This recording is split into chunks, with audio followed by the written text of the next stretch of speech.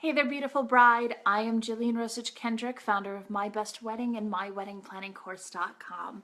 Welcome to this episode of Wedding Wednesday, where every Wednesday evening at 7 p.m. Eastern, I host a Facebook Live right here on this page and share with you wedding tips, wedding tricks, ideas, advice, how to get started, how to plan, how to deal with things. And one of the things that we're talking about today is how to deal with wedding stress. How do you deal with all of the things that your wedding is going to throw your way? So we're going to be talking about wedding stress today, so hang in there. If you have questions or comments, go ahead and comment below, and I'd love to hear you, hear your thoughts, hear your questions. I'm going to answer some questions for you as well, and love to know where you're watching in from. So today we're talking about wedding stress and how overwhelming it can be to plan a wedding and just kind of things to come. We're talking about in particular things kind of that you can be prepared for that are going to be coming your way when you're planning your wedding, and also really what to look for, what to be prepared for, and stuff like that. So again, comment below if you have questions. I'd love to hear from you. But in terms of wedding stress, first you want to think about what could possibly come your way for wedding stress, right? And there's definitely so much that can happen. For example, things that happened to me when I was planning my wedding, constantly wanting to feel like I was making everybody else happy, and the consequence of which was making myself miserable and everybody around me miserable. So there's definitely that, and that is a huge stress on your wedding for sure. Another wedding stress would be people who think that they have a say in your wedding or have a right to have a say in your wedding, and that's not always true. In fact, that's almost never true. It's your day, and whatever it is that you and your bride or you and your groom are planning for yourselves, that's up to you to figure that out and what it is that you need. And so it can be extremely stressful to be getting a lot of opinions and be getting a lot of advice from other people, especially those that you love, right? When you get advice from someone that you love and respect and care about, but you know that it's not good advice or it's not necessarily helpful to you, that's a lot harder to deal with than advice from somebody that you don't know, that you can just rub off and be like, oh, I don't need to worry about that. But bad advice from somebody that you love and care about is a lot harder to deal with. So definitely stresses in weddings that are going to come your way are going to be time management, how to plan, how to deal with people, how to deal with people's opinions, and weddings are just stressful all around, right? So if you have a wedding stress question, or if you have a question in general about wedding planning, go ahead and comment below, and I'd love to hear from you as well. But something else that totally stressed me out when I was planning my wedding was that I definitely felt like I needed to please everybody, and as a result, I wasn't happy, and that wasn't good. It wasn't good for me, it wasn't good for my fiance, it wasn't good for all of the people around us that were in our wedding. And so how do you manage that? How do you manage your expectations and the expectations of all of your family members? Because here's the thing, whether or not you have dreamt of your wedding day, whether or not your fiance has dreamt of your wedding day, to some degree, somebody in your life has thought about it. Whether it's a sister, a cousin, a mom, a dad, somebody has thought about it. And it was really hard for me to and nobody can do this, trust me, nobody can, but it was really hard for me to stop and pause and take a minute and say, okay, I need to remember that this isn't just my day, this is for my mom. This isn't just my day, my dad's a huge part of it. This isn't just my day, my aunts and uncles and cousins and grandparents and everybody else as well. And that's difficult to do. And you need to keep it balanced, right? You need to keep a balance between making yourself happy and doing what you love and doing what you want for your day and for your wedding, and trying your best to please those people who are really important to you. Another thing that can cause wedding stress, like I said, is time management. Time management is huge. So make sure that you get some kind of a to-do list, a checklist. The Knot has a really great app that you can download. I'm actually developing an app as well that will be available pretty soon. Not sure when, but we're making it happen. And just make sure that you have something, you have a list of to-dos. And something that helped me a lot not to get stressed out was on my iPhone, I can set reminders, I can set calendar dates, I can do, utilize the tools that you have so that you don't get stressed out and you don't have this, crazy overwhelm when it comes to wedding planning. Hi, Janetta. She asks, should you still need to satisfy everyone if you and your fiance are the only ones paying? That is a really great question, and that can totally bring up tons of wedding stress too, right? So, yes and no, unfortunately, is kind of the answer. So, if somebody else was contributing to your wedding, like an aunt or grandparents or your parents, his parents, or somebody else was contributing to your wedding, then I'd say to a degree you want to try your best to make them happy, but at the end of the day it's still your day. But you do want to accommodate them to some level. But if nobody else is paying for your wedding and it's just the two of you, yes, 99.99999%, it's your day, it's your wedding, it's your money. Get and do what you want.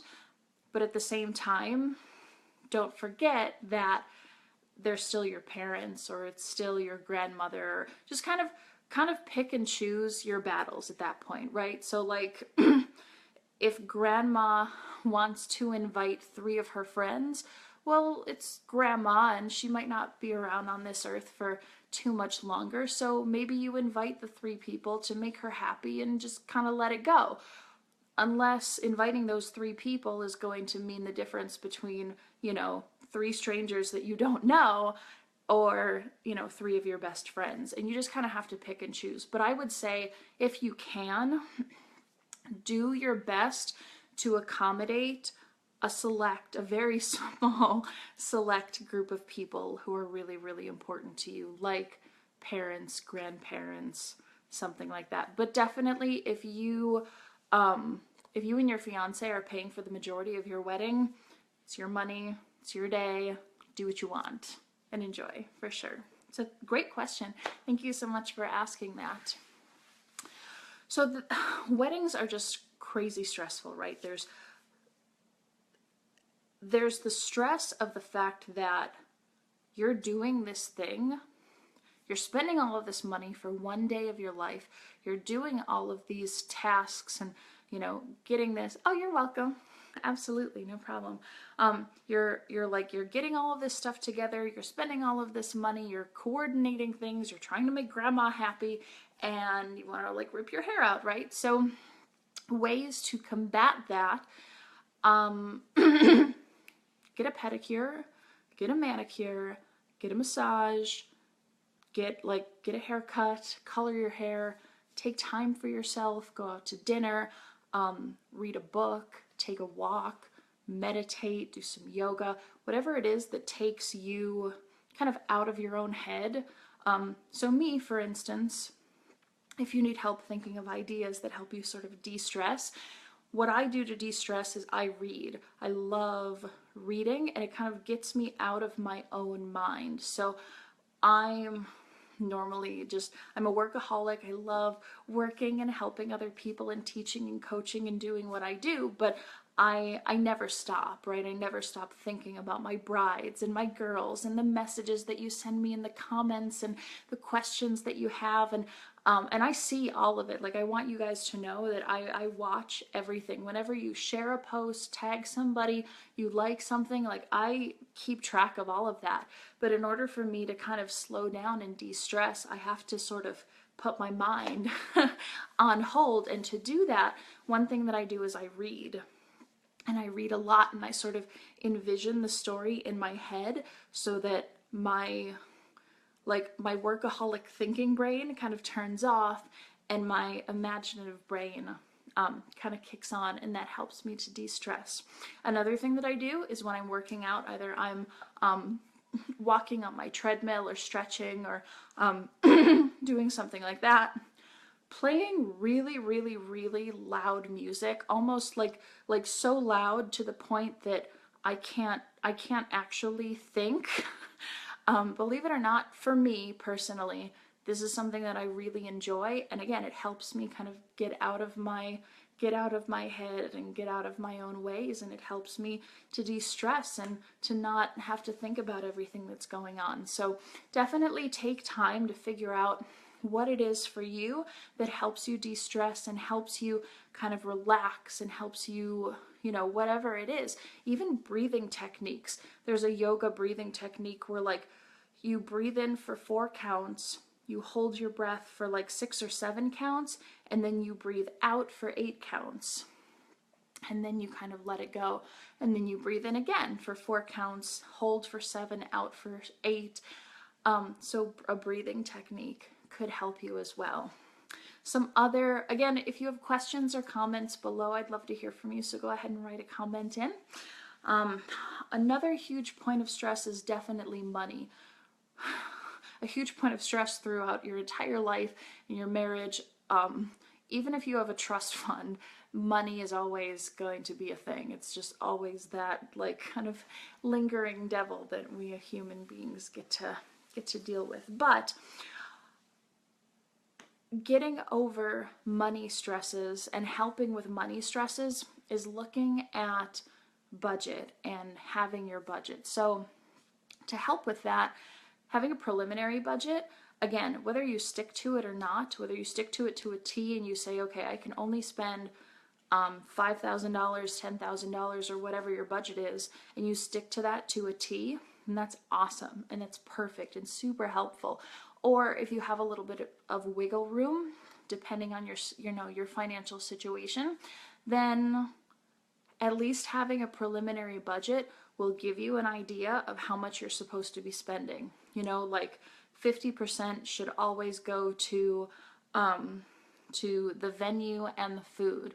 And then 5% should go to flowers, 3% should go to the DJ, you know, 5 or 6% should go to the photographer, 5% should go to the florist, 2 to 3% should go to your cake, about 10% should go to decorations, blah, blah, blah, blah, blah. So you just kind of figure out and factor your percentages based on your preliminary budget. And as long as you don't have to stick to that. It depends on you and your financial situation, but at least have your preliminary budget set up and agreed to by your fiance, right? That's kind of one of the most important things, is you can have an idea of your budget and you can plan everything, but if you're not communicating that and negotiating your way through that and agreeing with your fiance or with other important parties in the wedding, then it really doesn't matter whether you have a budget or not, or even whether you stick to that budget. You need to communicate that as well. If you have a question, go ahead and comment it below. I'd love to hear from you on Wedding Wednesday today. And to the point of communication, when we're talking about wedding stress, this is another huge one, right? Is communicating. It can be so difficult to, let's say, here's a perfect example from my own wedding. I found an amazing DJ. They actually ended up being the DJ to our wedding, and they were fabulous. But the DJ was like 2 or 3 times, probably about 2 times the cost of what a normal DJ should have charged. There was a lot of reasons for that. They ended up coming with 2 people, and it worked out really, really well, and we felt really confident with our DJ, and they did an amazing job. But they ended up costing quite a bit more than what we had initially budgeted for, and we had to sit down, and my fiance and I had to have that very serious conversation and talk about, okay, either this extra money needs to come from somewhere, or we need to put more money towards towards our wedding, or like we need to figure something out, we need to cut something, we need to, you know, or we need to find a new DJ, and you have to have that conversation, right? And it's not an easy conversation to have. So Nikki, hi Nikki, thanks for joining me today on Wedding Wednesday. Nikki says, how do I politely tell our guests that a reception isn't children friendly? That is a great question, and definitely one that I get asked quite a lot. If you go back and you look through some of the older archive videos, you can probably find some detail, but I'm going to share with you a couple of thoughts. So one, you can say that your wedding isn't kid friendly based on who you address the invitation to. So if you address your invitation to Mr. and Mrs. Smith, whoever you address the invitation to is pretty much the cue to your guests of who is coming and who's invited. So you would say, you know, for a single guest, you might say to Nikki Henley +1, or to, you know, Mr. Smith plus guest. For someone who is a couple who has children and you're inviting their entire family, you would address the envelope to the Smith family, to the Jones family, or to Mr. and Mrs. Smith and, you know, Billy and Bobby Jones, or Billy and Bobby Smith, or whatever, right? But if you are only inviting the adults and you're not inviting the children, you would address the envelope to Mr. and Mrs. Smith and then put their address and whatnot. And that is usually a pretty clear indication of the fact that children are not invited to the wedding. Another thing that you can do is on your RSVP card, what I did for mine, because the way that our venue worked was our buffet was actually a different price for kids who were ages like 3 to 9, a different price for kids who were ages like 9 to 18, or 9 to 21, and then a different price for anybody 21 and over who were going to drink. So what I did on my RSVP card was I would actually put a line that said, you know, please indicate the number of people attending and their different ages, right? So I would actually put, you know, ages 4 to this and da da da da, so that they could show the number of people in that age bracket who were coming. So you could just put like, you know, RSVP with pleasure, and then like a blank space and then the word adults, so that they're listing how many adults are attending the reception. And that's a pretty clear indication as well. So Nikki says, our venue doesn't allow children under 12 years of age after a certain time.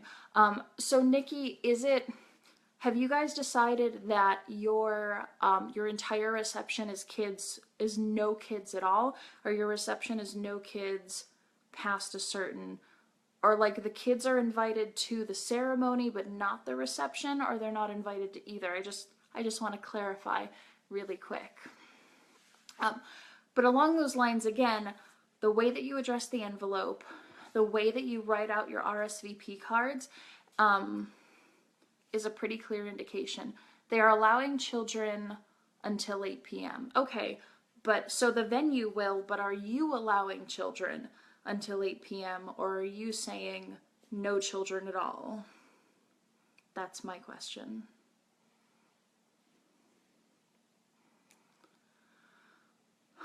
Another way that you can indicate it is a lot of people will put some kind of like a stuffer or a little leaflet or something inside with like details inside of their wedding invitation, kind of stuffed into the envelope, and they'll actually say, you know, reception here at this place, blah blah blah,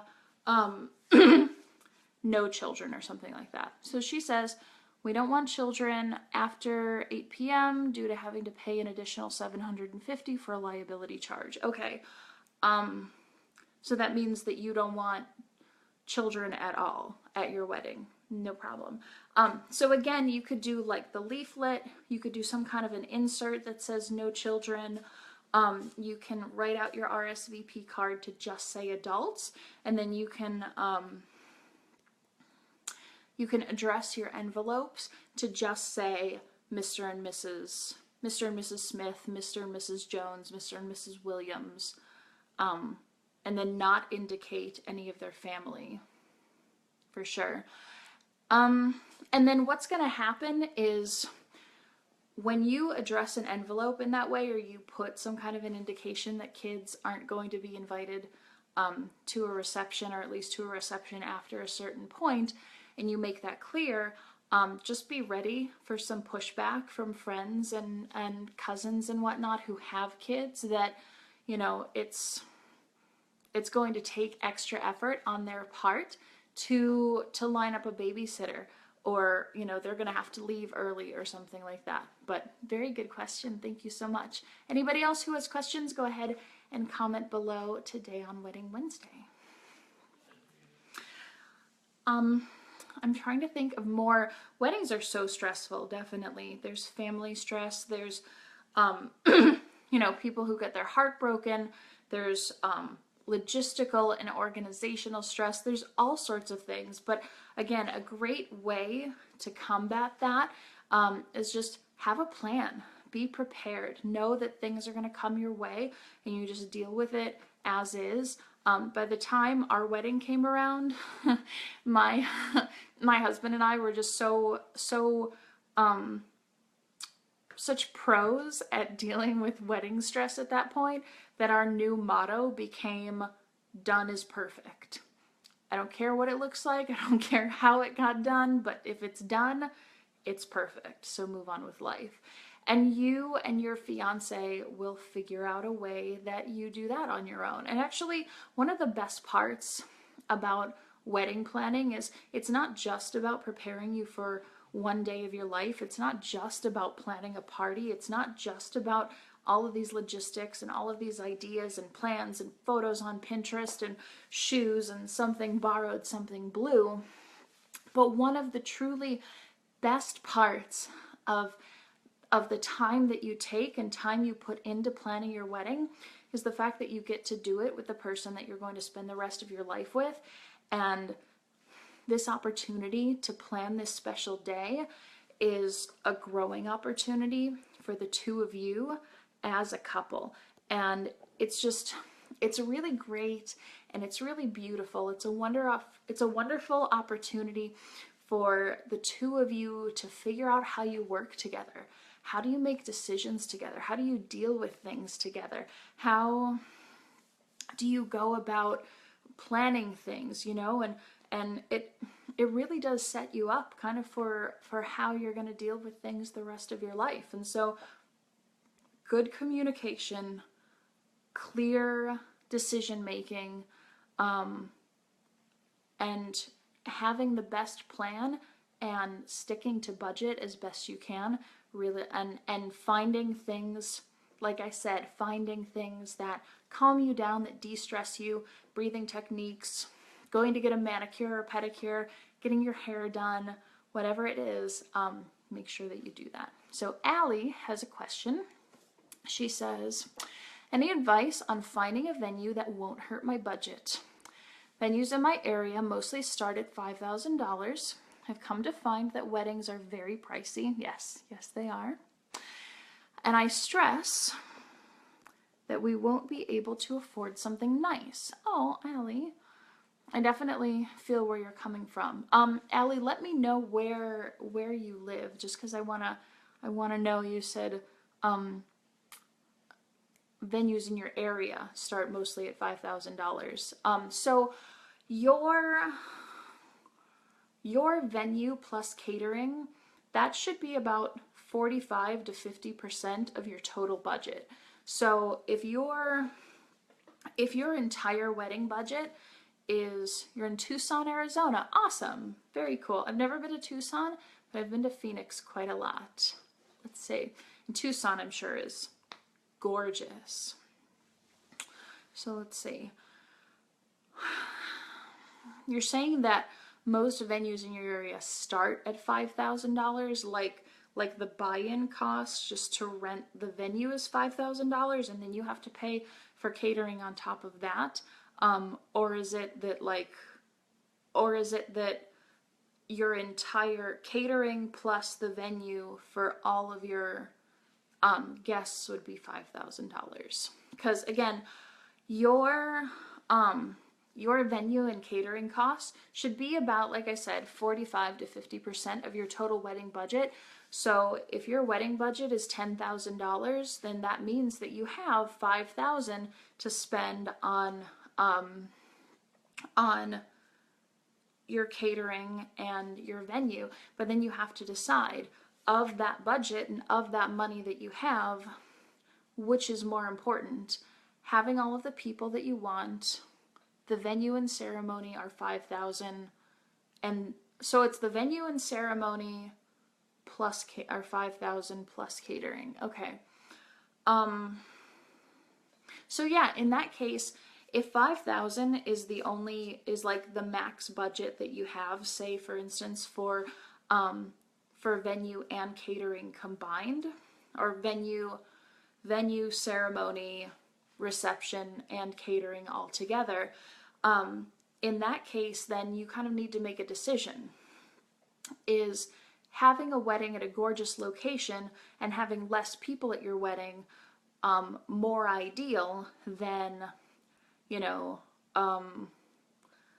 a smaller venue or less expensive venue and having a lot more people, right? You kind of have to figure out, at the end of the day, you have to figure out what's most important to you and what you can afford. And keep searching. Like, I'm curious to know how long you've been looking for a wedding venue, because I can tell you it took us